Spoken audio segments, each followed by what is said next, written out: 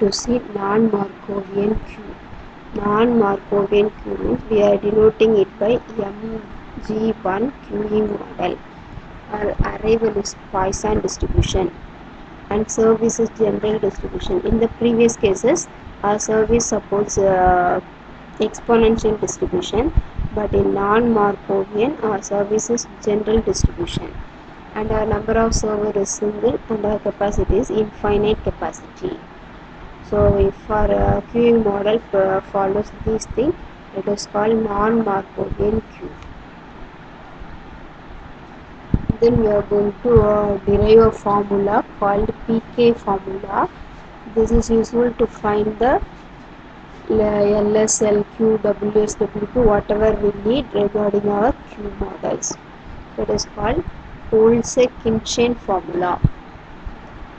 So our queuing model is M bar G bar 1, that is our arrival rate lambda is Poisson distribution and our service rate mu is general distribution. We have a single server with infinite capacity. So now let us assume n and n dash two parameters be the number of customers on the system at time t and t plus capital T, when two consecutive customers have just left the system after the service. So we are assuming n and n dash two parameters. N is the number of customers at time t and n dash is the number of customers at the time t plus t. So here we are considering our capital T as the random service time. It is a random variable. Since time is a continuous variable, our random variable T is a continuous random variable.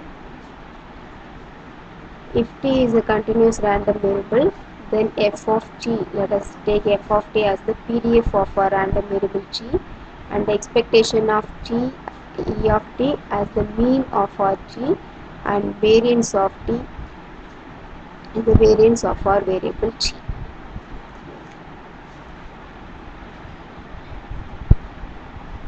Now we are introducing another parameter M, that is, let M be the number of arrivals during the random service time T. So at a random service time T time, the number of arrivals is M.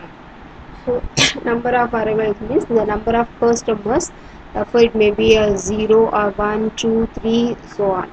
So M is a discrete random variable. Now we are defining a new n dash, that is number of customers at the time t plus t, can be defined as n dash is equal to m if n is equal to 0, that is there is no customer in the time t, means that is n is equal to 0, therefore n dash is equal to m. So previously there is no customers in our system. Then if n is not equal to 0, if some customers are there in the time t, means capital N is not equal to 0, at that case our n dash is equal to n minus 1 plus m.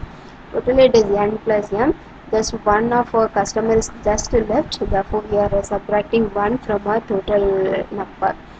For n dash is n minus 1 plus m if n is not equal to 0. Then we are defining another one as delta, which is equal to 1 if n is equal to 0 and is 0 if n is not equal to 0. And is n equal to 0 means there is no customer at time t, and n not equal to 0 means there is some customers are there at the time t. Since delta value is 1 and 0, our delta square is equal to delta. So we are going to use these two parameters at future, therefore we are taking this as equation number 1 and this is equation number 2.